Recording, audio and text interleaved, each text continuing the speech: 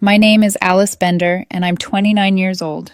For 4 years, I truly believed I was building a future with my boyfriend Jack, something steady, something honest, something that felt like home in a world that didn't always make sense. I was the reliable one, the planner, the quiet strength, the woman who kept our life stitched together. Jack. He was the spontaneity, the spark, the charming social presence that everyone liked immediately, the one who made any room brighter when he walked in. Or maybe that's just what I kept telling myself. We lived together in a beautiful 3-bedroom condo, tucked into the center of the city, a place I loved because it felt like an accomplishment. At least it did, until I remembered the part nobody else knew the condo wasn't ours. It was owned by his father Richard, a retired military man with old-school morals, and a handshake that felt like a contract. A man who respected loyalty and hated shortcuts. He'd always treated me with a kind of gentle approval, even admiration. Once over a rare beer we shared. In his garage, he told me, "Alice, you've got more backbone than my son knows what to do with. Reminds me of myself when I was younger." At the time, I took it as a compliment. I didn't realize I'd need that alliance sooner than anyone expected. It started on a Tuesday. Jack came home from his marketing job practically vibrating with excitement, the same manic energy he always got when he wanted something big.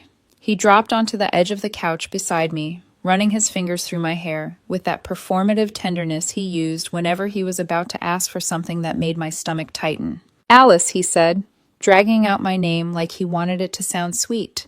"You know how Ryan and Lucas are always joking about us needing a break from work? Well, they're planning a trip to Miami next month. A guy's getaway, sun, clubs, parties. Just a chance to reset." I didn't think much of it at first. I trusted him, or I wanted to believe I still could. "That sounds fun," I said, glancing up from my laptop. "How long?" "5 days. He hesitated, then added, "The flight's kind of pricey, though. I was hoping we could put it on your Sapphire card for the points. I'll pay you back when my bonus hits." I agreed. I always agreed. I booked his flight that night, thinking I was being the supportive girlfriend letting him have a chance to unwind with his friends while I stayed back and kept the home routine running. I didn't realize I was fueling a fire I hadn't even smelled yet. 2 days later, everything detonated. Jack was in the shower when it happened. I was curled up on the sofa watching highlights from a game when his iPad lit up on the coffee table. It was synced with his phone, something I'd never paid much attention to until that moment. Normally, I ignored his notifications. But this one wasn't from Ryan or Lucas. It was from a contact saved as Kylie Jim. The preview message read, "Tell her whatever you want. Just make sure you bring that black dress she hated. I'm not sleeping on the couch this time." Everything inside me dropped like the floor had disappeared. I stared at the screen, frozen, my heartbeat punching through my ribs. I knew I shouldn't unlock it. I knew the responsible, noble choice would be to wait. To ask him first. To stay calm, rational, composed. But that one sentence, "Tell her whatever you want," destroyed any illusion of nobility. I unlocked the iPad. He hadn't changed his passcode in 3 years. I didn't find a single questionable message. I found an entire war room. A group chat named Miami Night Shift. The members weren't just his 2 male friends. There were 6 people: Ryan, Lucas, Jack, Kylie, his ex-girlfriend from the gym, and 2 other women, Madison and Brielle. And with every scroll, every screenshot of jokes about shared rooms and who's pairing with who, the truth became impossible to deny. This wasn't a guy's trip. It was a couple's trip. And Jack had volunteered himself as Kylie's roommate. The betrayal itself was enough to make my throat close. But what gutted me wasn't the cheating, it was the disrespect, the cruelty, the way he talked about me to these women. "Jack, ugh. Alice is asking about the itinerary. She's suffocating me again." Kylie. "Does she know she's just funding half this trip?" Jack. "She won't question it. She's predictable, useful, and I need the break from playing house." Kylie. "Don't worry. I'll make you forget all about her by the second night." Jack already counting on it. Useful, predictable, suffocating. I didn't cry. I didn't scream. I didn't even breathe for a moment. I took screenshots of everything: the lies, the sexual innuendos, the confirmations of shared beds, the mocking comments about me being boring, safe, stable. I airdropped them to my phone, deleted the traces, set the iPad back on the table like nothing had ever happened. And then I waited. When Jack finally walked out of the bathroom towel around his waist, Humming off key, smelling like the expensive eucalyptus scrub I had bought him for his birthday, he barely looked at me. "What's with the serious face?" he asked, toweling his hair. "I was thinking about your trip," I said. My voice came out steady, frighteningly steady.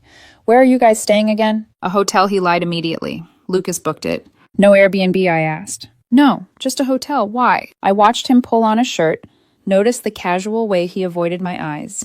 "Because I know Kylie is going." He froze. His shoulders tightened. He turned back toward me, face paling, then darkening. "Who?" he finally asked. "Kylie, and Madison, and Brielle. And I know you're staying in a 3-bedroom Airbnb, and I know who you're sharing with." For a long moment, the room felt vacuumed of air. Then he made his fatal mistake, the one all cheaters make. He stopped addressing the betrayal and went straight to attacking the discovery. "You went through my iPad," he snapped. "You violated my privacy." "Alice, what the hell is wrong with you?" "I saw a notification," I said quietly. "And I saw everything." He rolled his eyes, scoffed, crossed his arms. "God, you're dramatic." "And you're a liar," I replied, my voice a whisper, sharp enough to cut through metal. He stared at me, analyzing, calculating, and then his expression changed, hardened into something smug. "Fine," he said. "Let's make this simple." He held up 2 fingers. "Option 1, you get over your insecurities and let me go on the trip. Option 2, we're done. You can be single." He smirked, waiting for the panic, waiting for the begging, waiting for me to cling to our 4-year life like he assumed I always would. And by the time I get back from the gym, he added dismissively, "I expect you to be over this little tantrum." He grabbed his bag, slammed the door, drove away. He thought he'd given me 2 choices. He forgot I always had a third. I stood at the window, watched his car turn the corner, and picked up my phone. I didn't call a friend. I didn't call a therapist. I didn't call my mother.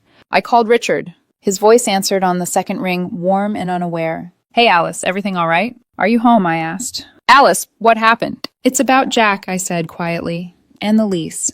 And I think you need to see something." Richard exhaled slowly, the kind of breath a man takes when he knows peace is about to end. "Come over," he said. "I'll put on coffee." I grabbed my keys. The third option had begun. When I pulled into Richard's driveway, he was standing in the open garage, hands deep in the engine of an old lawnmower. He looked up at the sound of my car, ready to offer his usual warm wave. But the moment he saw my expression, the warmth drained from his eyes. He wiped his hands on a rag and stepped closer, studying me like he could sense something was broken before I even said a word. "Coffee or a beer?" he asked, unsure which direction this conversation was about to go. "It's 11 a.m., I said, forcing a thin smile that died instantly. "Neither. We need to talk inside." He didn't argue, didn't press. He simply nodded once and led me through the garage door and into the kitchen where sunlight pooled across the countertops like it was trying too hard to make the morning look normal. I sat down at the table where we'd shared dozens of quiet conversations about life, work, small problems, and harmless frustrations. This time my hands were shaking. I didn't try to hide it. "I love your son," I began, my voice barely above a whisper.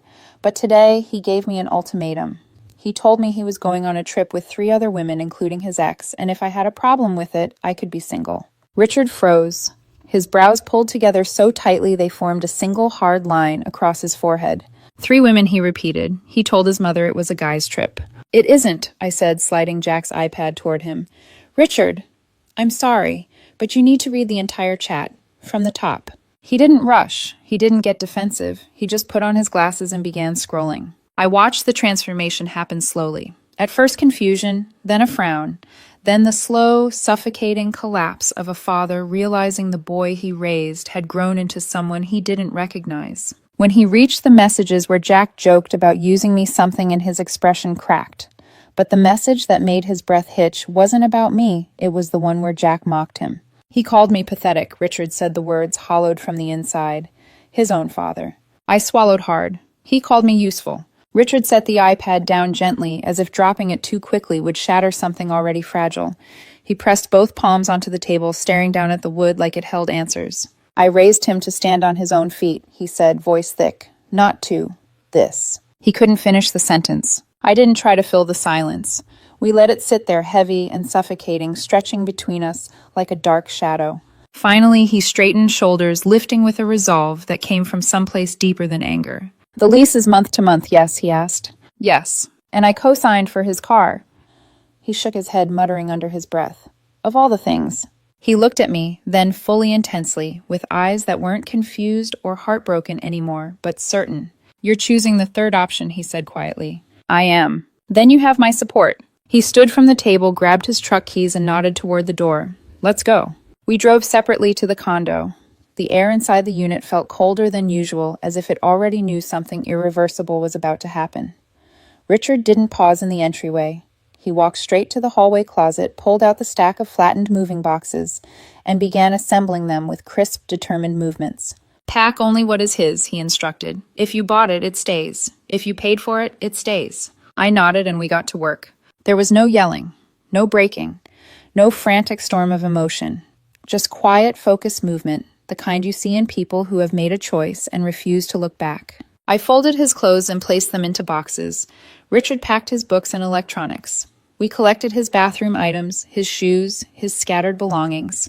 At one point, Richard paused with a framed photo in his hands, a picture of him and Jack fishing when Jack was still a teenager. They were both smiling, carefree, sunburned. Richard stared at it for a long moment before setting it face down inside the box.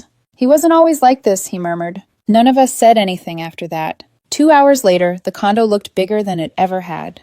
Too big, too empty, like the footprint of a life had been lifted up and removed in neat rectangular shapes. I walked into the kitchen and grabbed a sheet of notebook paper. The marker felt steady in my hand, steadier than I expected. When I finished writing, I placed the note beside the spare key Jack had once given me, with a dramatic, overly sentimental line about shared futures. Now it meant nothing. Richard paused in the doorway, watching me. He will come back angry, he warned. He will try to twist this. I know. And he will try to worm his way back in. He's blocked, I said. Everywhere. Richard nodded. He didn't smile. He simply understood. We stepped outside, and he closed the tailgate of his truck. The boxes inside looked strangely small for something that held an entire chapter of my life. He climbed into the driver's seat, then leaned out the open window. Alice, he said, you didn't deserve any of this, and I'm truly sorry my son put you through it. I nodded back. I'm sorry too. He drove away, carrying the last pieces of the life I thought I had. When I walked back inside, the silence wasn't the painful kind. It was clean, cleansing, like the air finally had room to circulate without the weight of someone else's chaos crowding it. I sat on the couch, the one item in the living room that was truly mine, and let the silence settle around me. Not as emptiness, but as space. Space I hadn't had in years. I poured a small glass of whiskey, held it between my palms, and felt the warmth seep into my hands. My life wasn't falling apart. It was being rebuilt. And all it took was choosing the option he never thought I would. Jack returned to the condo about 2 hours after Richard drove away with the last box of his belongings. I wasn't there to see it in person by then. I had packed an overnight bag and gone to stay at a friend's place just in case he tried to corner me. But I saw everything on the security footage from my phone. The moment he opened the door, his entire posture shifted. His shoulders lifted in confusion. He stepped inside, looking around like he had walked into the wrong apartment. The condo echoed. The vanity items were gone. His shoes were gone. His scent was gone.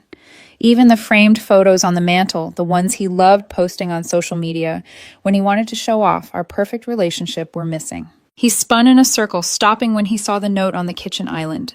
He picked it up, read it, and for a moment his face was blank, like his brain couldn't compute what he was seeing. Then the rage hit. He crumpled the note, threw it across the kitchen, and shouted something I couldn't hear from the camera. He dialed my number. Blocked. Dialed again. Blocked. Then he dialed Richard. That call I would hear about later. Richard didn't yell at him, didn't scold, didn't attack. He simply said, "Your belongings are in my driveway. It's going to rain. I suggest you come get them." And then he added, "Do not bring that iPad into my house. I know what you used it for." Jack had no defense to offer. Richard hung up. Most people, when their life falls apart, take a step back. Reflect. Accept consequences. Jack was not most people. Instead of seeing the crater he'd created, he chose anger, chose pride, chose the performance. That night, he posted a story on Instagram from Richard's driveway. A selfie, messy hair, and forced smirk, captioned, "Trash took itself out. Miami, here I come." And just like that, he doubled down on the version of himself that had destroyed everything. He still went to Miami. And because I had canceled the flight, I booked on my card, something credit protection allowed. When an authorized user violated the relationship terms, his ticket was voided. He had to buy a fully last-minute seat using his own card. It maxed out instantly. A few hours later, he posted another story, a shaky airport terminal boomerang, with a caption full of bravado and glitter emojis. I knew that look. It was the same one he wore whenever he was terrified but pretending not to be. But Miami didn't care about his pride.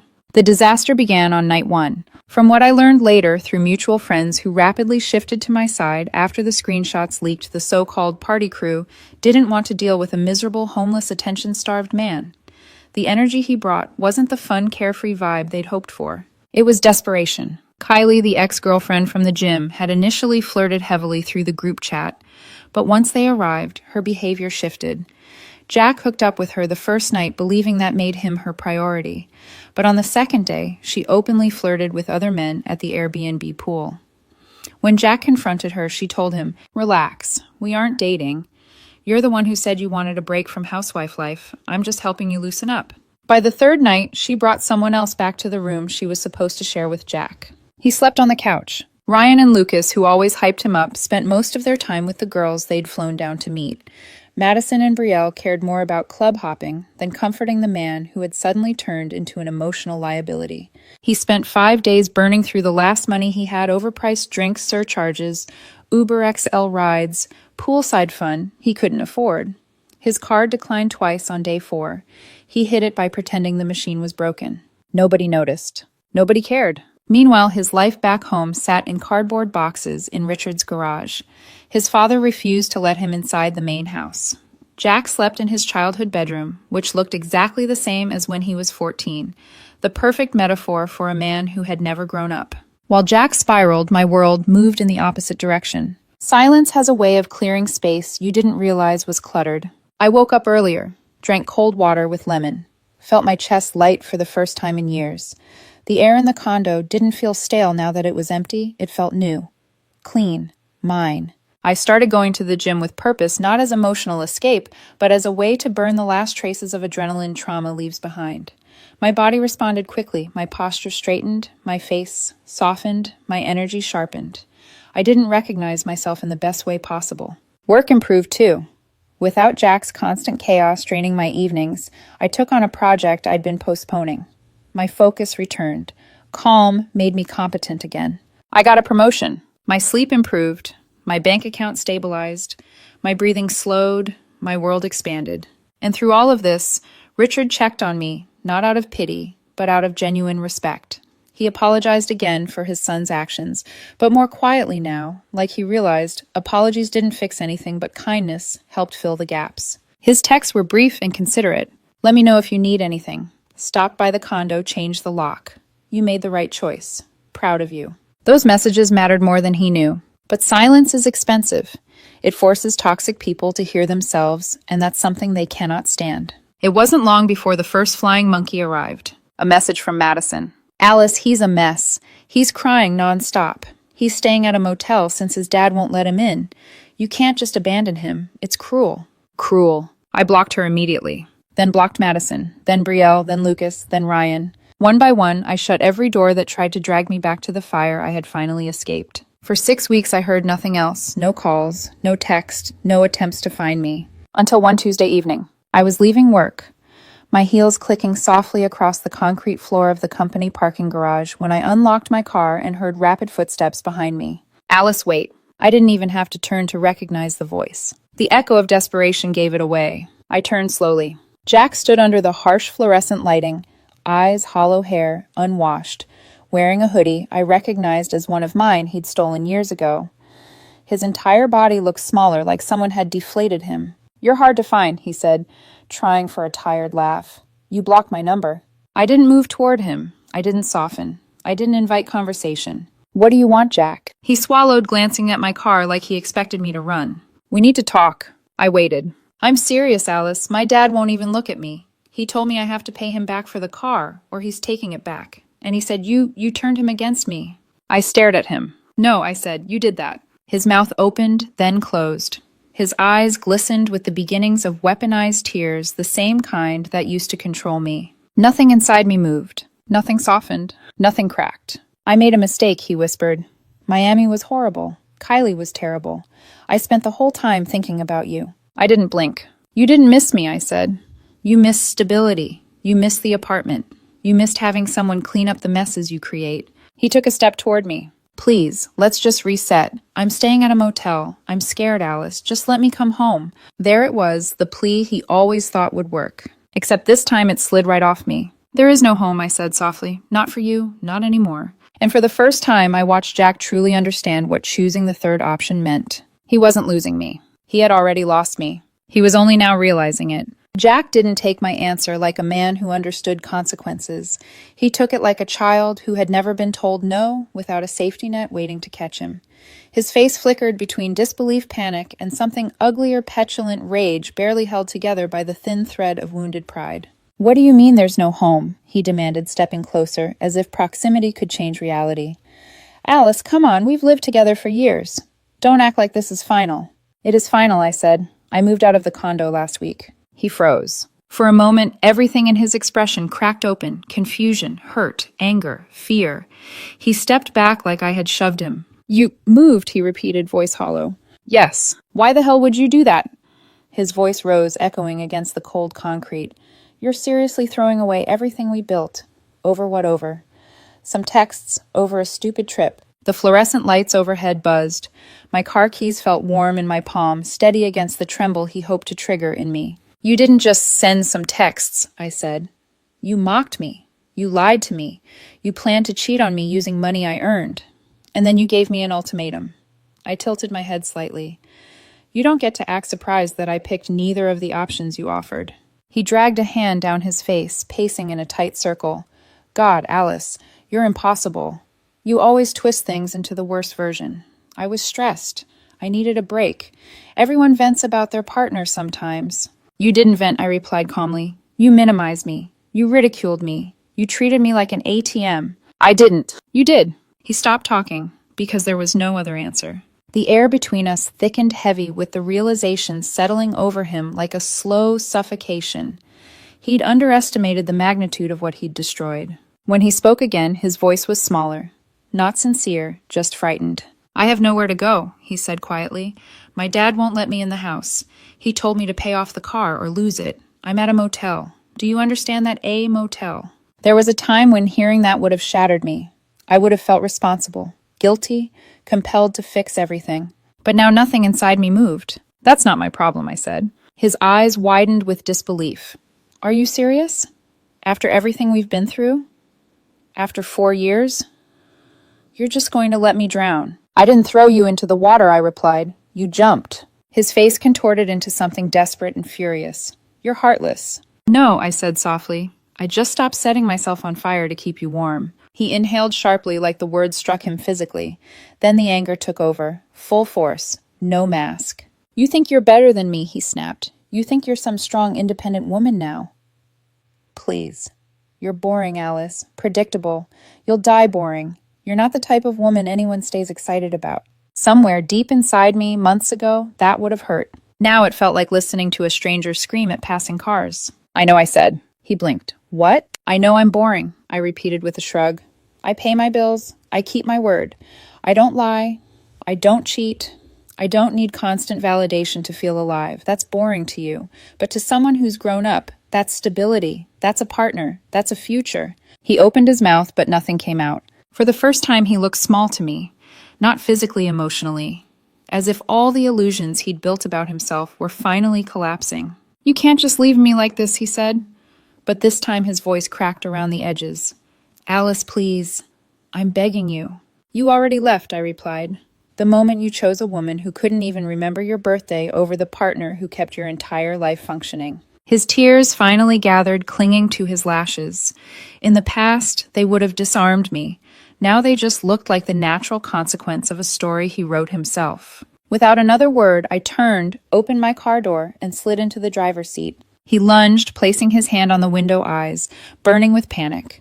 Don't drive away. Don't you dare drive away from me. You can't just replace me. My phone lit up on the dashboard as Bluetooth connected. A message appeared on the screen. Adrian, dinner's almost ready. Pick up wine if you can. There was a small smiley face at the end. Jack saw it, and in that moment, everything inside him snapped. His expression twisted shame, rage, jealousy, all crashing together in an ugly tangle. He pounded the window with his fist. Who the hell is Adrian? He shouted. You're already talking to someone. Wow. You didn't waste any time, did you? I knew it. You're exactly what you said you weren't. I didn't flinch. I shifted the car into reverse. He pounded again, more desperate now. Alice, don't do this. Don't you dare. I backed out slow and steady, watching him shrink in the rearview mirror. His figure became smaller with every foot of distance, his voice turning into a muffled echo swallowed by the concrete walls. When I reached the exit ramp, I checked the mirror one last time. He was standing in the middle of the garage alone, furious, terrified, and utterly powerless. Exactly where his choices had led him. I drove toward the streetlights calm for the first time in years. A bottle of Cabernet waited at the store. A warm dinner waited somewhere else. And behind me, the past collapsed quietly into the dark. I didn't look back once I reached the street. The glow of the city lights washed over the windshield, softening everything the parking garage had made harsh and hollow. My hands were steady on the wheel, my breathing slow, and for the first time in months, I felt something even better than relief. I felt free. At a red light, I glanced at the dashboard again. Adrian's message was still there, bright against the screen. Dinner's almost ready. Pick up wine if you can. There was no pressure in those words, no expectation, no emotional demand, just warmth. Just a man cooking dinner after a long day, thinking of me, not because he needed something, but because he wanted to include me in the softness of his life. It was a stark contrast to everything I'd been carrying. I pulled into a quiet wine shop, grabbed a Cabernet I knew, paired well with anything, and walked back to my car with the ease of someone who had finally stopped apologizing for wanting peace. On the drive to Adrian's place, the night air felt cool through the cracked window. My hair lifted in the breeze. My shoulders loosened. My body stopped tensing in anticipation of another argument, another crisis, another apology I didn't deserve to give. It was strange how quickly you could remember who you were without someone else's chaos clouding the edges. When I arrived at Adrian's apartment, warm light glowed through the windows, shadows moving gently inside as he stirred something on the stove. I knocked once, and he opened the door with that soft, tired smile he always seemed to save only for me. "You found wine," he said. "You made dinner," I replied. We exchanged the kind of look that didn't demand anything. No tension, no guilt, no unspoken scorekeeping. Just two adults choosing to share a quiet evening. The apartment smelled like sautéed garlic and fresh herbs. The table was set simply, nothing extravagant, nothing performative, everything intentional. I handed him the bottle and he opened it while I slipped out of my coat and eased into a chair. There was safety in the simplicity. He poured 2 glasses. "You okay?" he asked gently, watching me rather than studying me. I appreciated that difference. "I am," I said honestly. For the first time in a long while. We clinked glasses. The wine was smooth, warm, grounding. Dinner was calm and slow, the kind of meal where conversation didn't have to fill every space. Sometimes we talked, sometimes we didn't. It all felt natural. And the entire time I didn't think about Jack. Not once. After we ate, we sat on the couch, our legs almost touching, but not quite. There was no rush, no expectation, just presence. At some point, Adrian asked quietly, "Do you want to talk about today?" I thought about it. About the parking garage, about Jack's desperation, about the pounding on my window, about the look in his eyes when he realized he had no more power over me. But the truth was simpler. "No," I said, "I don't." Adrian nodded, like that answer made perfect sense. "You don't owe anyone your pain," he said softly, "least of all, a man who caused it." Those words settled in my chest with a kind of peace I didn't know I needed. Later, when I finally left his apartment, the night was cool and quiet. The city felt softer, gentler, like it had finally stopped pressing its weight on me. I drove home with the window down, letting the cold air fill my lungs. My apartment was silent when I stepped inside. Not empty, peaceful. I turned on a warm lamp, placed my keys in the dish, and stood there for a moment, taking in the stillness. I realized then I didn't miss Jack. Not the version he pretended to be, not the version he accused me of seeing, not the version he sold to his friends. And especially not the version who believed I was a burden he needed a vacation from. What I missed was myself, and piece by piece she was coming back. That night I slept deeply. No nightmares, no jolting awake at 3 a.m., no phantom dread, just quiet, uninterrupted rest. The next morning, when sunlight spilled across my pillow, I felt something I hadn't felt in years. Light. Days passed. Jack didn't show up again. He didn't call. He didn't find a new way to reach me. Maybe he finally understood the truth, or maybe he ran out of energy to keep fighting a battle he had already lost. Mutual friends told me bits and pieces, none of which surprised me. He was back at the motel. His card company froze his account. He was begging for shifts at work. Kylie had blocked him. Ryan and Lucas stopped responding. Richard refused to let him step foot into the main house. He took everything he had and threw it into the fire. He was only now realizing flames don't care who started them. As for me, I kept moving forward, slowly, quietly, intentionally. I went to the gym. I focused on work. I had dinner with coworkers. I met Adrian's friends. I rebuilt my world not around someone else, but around myself. One evening, as I sat on my balcony watching the sunset behind the buildings, the moment hit me. The third option wasn't leaving him. The third option was choosing myself, choosing peace, choosing boundaries, choosing a life where someone else's chaos wasn't my responsibility, choosing a future where my heart wasn't handed out like a coupon waiting to be redeemed, a future that looked nothing like the past Jack tried to trap me in, and everything like freedom. In the weeks that followed, my life didn't become perfect. It became real, quiet, steady, the kind of life that isn't loud enough to impress strangers but solid enough to hold a future. I woke up without dread, sitting in my chest. I drank my morning coffee without bracing for an argument.